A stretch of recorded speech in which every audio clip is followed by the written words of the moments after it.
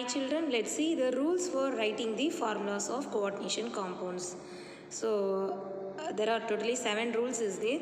So the first rule, the central atom is listed first. Okay, first we have to write the central atom. Okay, after that we have to write the ligand, write ligand in the alphabetic order. If we are having 2 or more different types of ligand, then we have to arrange them in an alphabetic order. In case of polyatomic ions, that is ethylene, diamine or oxalato, in all those cases also we have to use the same alphabetic order, and if they are abbreviated like En, okay, this abbreviated ligand, here also we have to see the first letter for alphabetic order. Next, fourth rule, the formula for the entire coordination entity, whether they are charged or not, it should be enclosed in square brackets. Okay, we have to write down the metal and ligand, everything inside the square bracket, and its charge should be entered on the right top corner, the superscript of the square brackets. Okay, next, the polyatomic ligands these ligands formulas, whether they are abbreviated or anything, it should be mentioned in parenthesis, that is in brackets. That is the number of polyatomic ligands. Maybe ammonia, okay. See, ammonia, it is a monodentate ligand, but if it is 5 times, then you have to put bracket on the whole, it should be 5. Okay, you should not like NH3 5 times. Okay, you should not like this. Instead of this, you have to use brackets. Like in the same way for oxalato, for ethylene diamine, you have to use brackets for writing the ligand count. And the fifth rule, don't leave the space between metal and the ligand while we are writing the formula, the metal, then next to this you have to write the ligand, and you should not leave any space in between this. If the counter ions are not mentioned in the coordination entity, okay, then this indicates the charge on the outer side of the square brackets. It should be on the superscript, right top superscript above the square bracket. Okay, see, for example, if a counter ion for some metal ML, this is a metal and this L is a ligand, and X3, it is like this. Okay, this complex. But if that counter ion is not there, then this complex is in an ionized form, then we have to write like ML square bracket on the whole, we have to write 3 minus. See, in this case we have to write 3 minus, not minus 3. So we have to write the numbers first before the sign. So this is the rule. And the last rule, the charge of the positive is balanced by the negative ion. So the charge of the positive ion, that is the metal ion, it should be balanced by the negative ion. If the metal oxidation state is +3, then this molecule will contains -3 ligand, or if that metal it contains the neutral ligand, then the counter ion should be present outside this ligand. Okay, 3 minus. So it should be like this. See, for example, they given here CONH4 4 times Cl2. So this is a metal and these are the ligand, and we should not leave any space in between them. And we have to write this is the 3 plus. Oxidation number of cobalt is 3 plus. So this is +3, and ammonia, it is neutral ligand, so +0 plus 2 chlorine is there. Each chlorine has -1. Then it will be so we don't know this X, okay, how much is this charge will come here, we don't know X. So if I solve this, I will get +1, right? 3 minus 2 is equal to X, that is X is equal to +1. So this +1 should be neutralized. It means balanced by the counter ion will come here. It may be chlorine or some X minus ion. It should come outside the square bracket. But if that counter ion is not there, then we have to represent the charge on the superscript outside the square bracket. Okay. So these are the important rules for writing formulas for the coordination compounds. Next, Let's see the rules for naming coordination compounds. Okay, so these rules are something like how we are giving for the formula, no? Like in the same way. So anyway, the first rule here, we have to first name the cation and then anion. The complex may be a cationic complex or anionic complex. See, for example, this complex are of two types. So metal, ligand, and outside the bracket an anion will be there. Okay, so now if we are dissociated into ions, we are dissolving this in solvent, it will get splitted into cationic part and anionic part. Then this is a complex cation, this is an anion. If Y some cation is there, then metal and the ligand coordination entity is here. If you dissolve this in water, it will get split into cation and complex anion. So here complex cation and here complex anion. So whatever may be the complex, anyway first we have to give name for the cation and then anion. Okay, and ligands are named in alphabetic order. So first, if we are seeing inside the coordination entity, that is inside the square bracket, first we have to name the ligand, but in nomenclature, while we are writing, first we will write the metal, right? But for naming we have to first name the ligand. Okay, name the ligand, and that should be in alphabetic order, and then the name of the anion ligand will end with O. Okay, it's not actually O, IDO, this we already discussed. Okay, the name of that negative anionic ligand, that is negative ion, should be end with O, and the cation or the neutral ligand we have to write as such, and some special cases is there, that is aqua for water and amine for NH3. This everything we already discussed. Okay, next, the prefix mono, di, tri, tetra, it should be used for indicating the number of the individual ligand.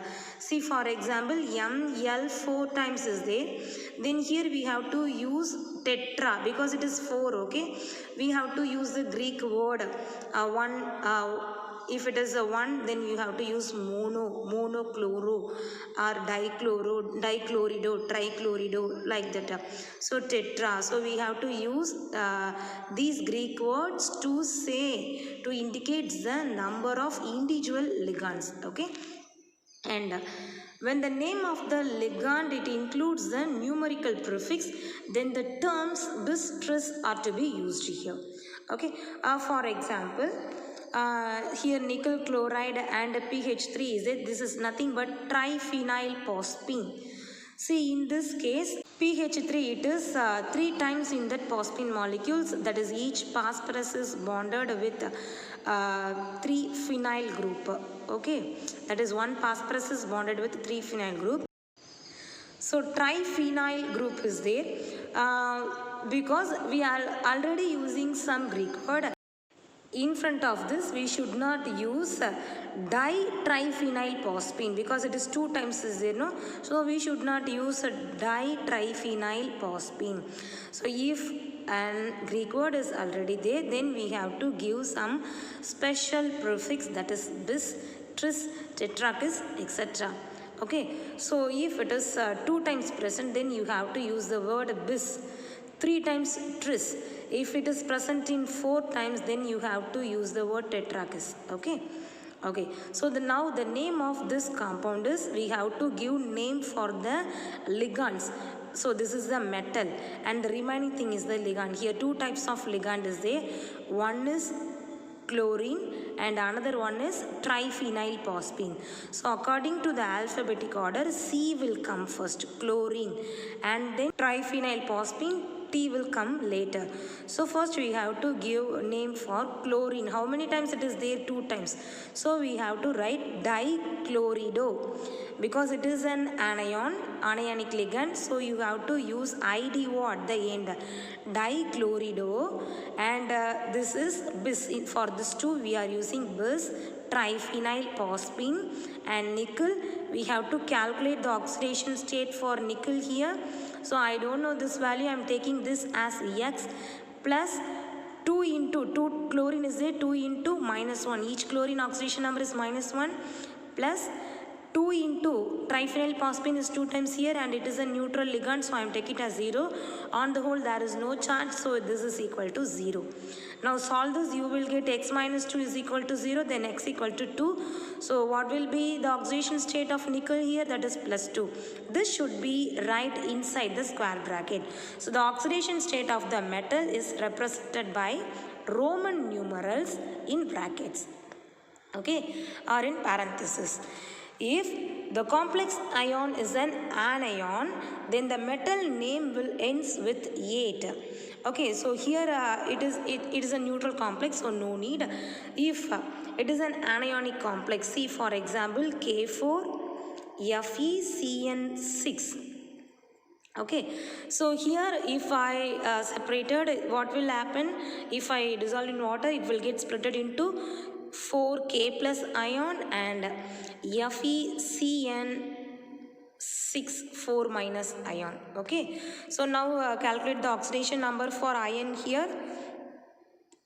I am considering this as X. Ion I don't know, take it as X, and plus how many cyanide ion is there? 6 cyanide atoms, and each cyanide has minus 1 charge.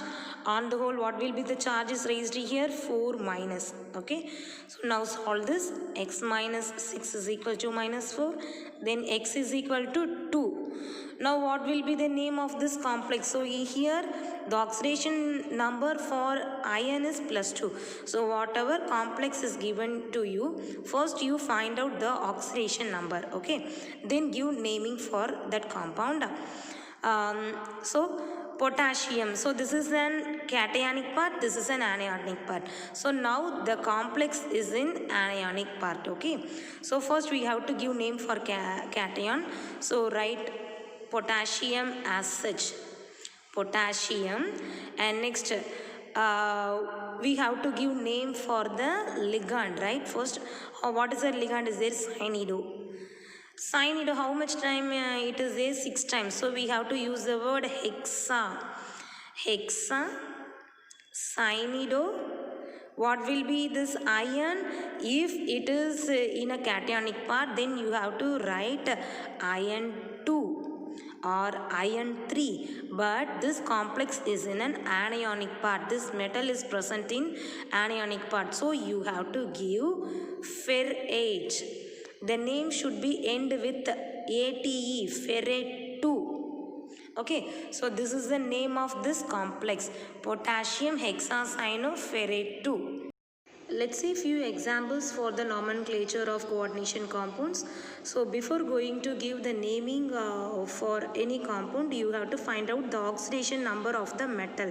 So identify which is the metal, which is the ligand part, and then give naming. Okay, so here chromium is the metal and it contains 2 different ligand, ammonia and water, and outside the bracket chlorine is there. Okay, so first find out the oxidation number for chromium.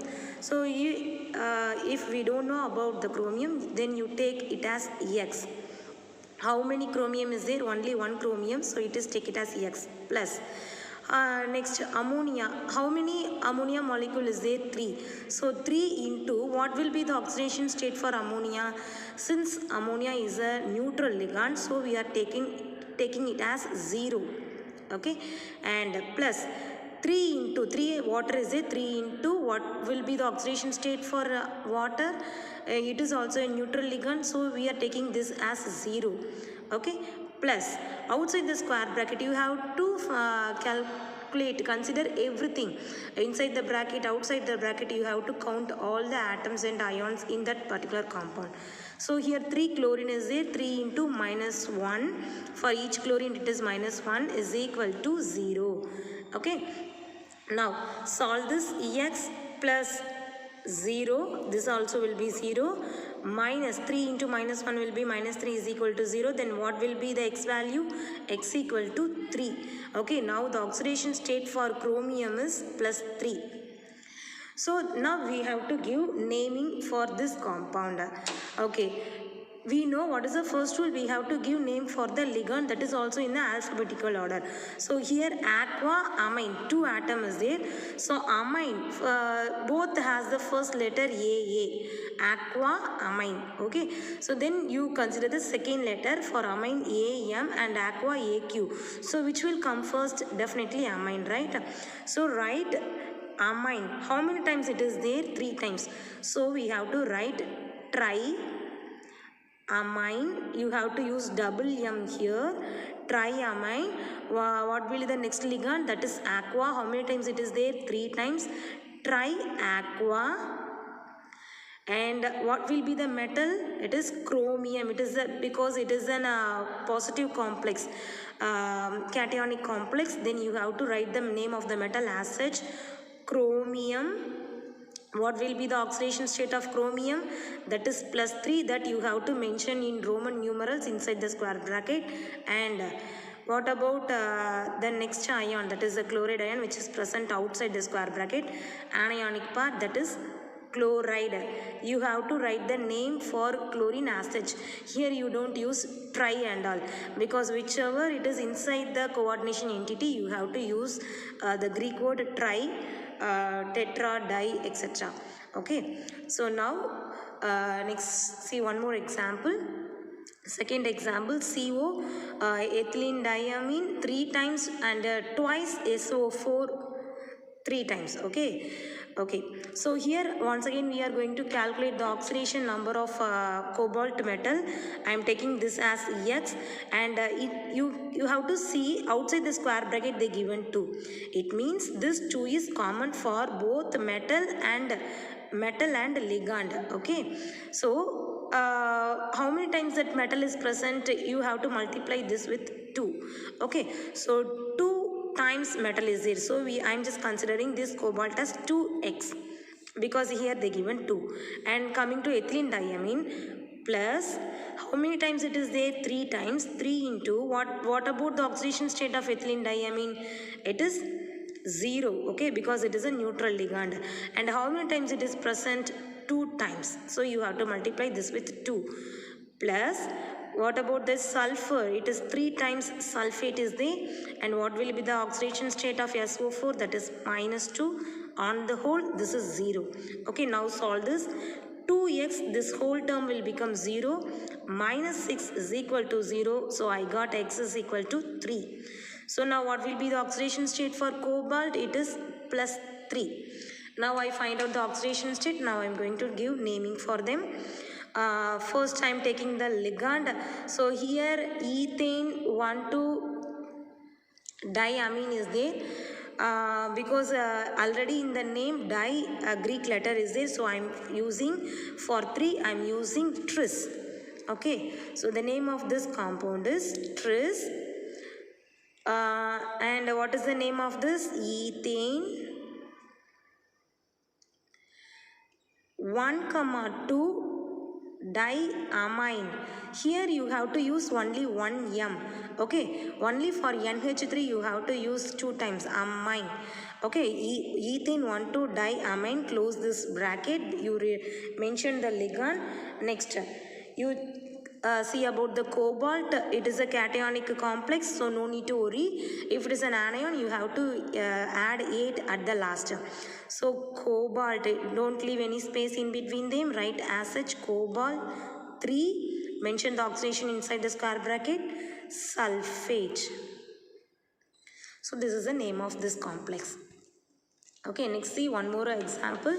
AgNH3 2 times and AgCN 2 times. Okay, if I am dissolving this cation, this complex will be cation, this complex will be anion. Okay, what about the oxidation state? 2 Ag is there. So because it is I am taking this as X, and once again here also Ag, so I am taking this as 2X plus ammonia 2 times is there. We know it is a neutral ligand, so take it as 0. Plus we already mentioned this Ag as X here. And what about cyanide? It is 2 times, and its oxidation state is -1 for each cyanide, so I am mentioning -1 here. On the whole, there is no charge on this, so this will be equal to 0. Now solve this. 2x minus 2 is equal to 0. So I got x is equal to 1. So what will be the oxidation state for silver? For both the silver it is 1 plus 1. Okay. Now give naming for this compound. First take the cationic part. How many amine is there? 2 is there. So use diamine. Here you have to write 2m. Okay. Diamine. And the metal will be, because it is a cationic part, you have to write as such silver. Okay. Write the name as such diamine silver. What will be the oxidation state? 1. Okay, next write the anionic part. What is the ligand here? Cyanide ligand. How many times it is there? 2 times. Cyanide, because it is an anionic ligand, so I am using IDO, cyanide.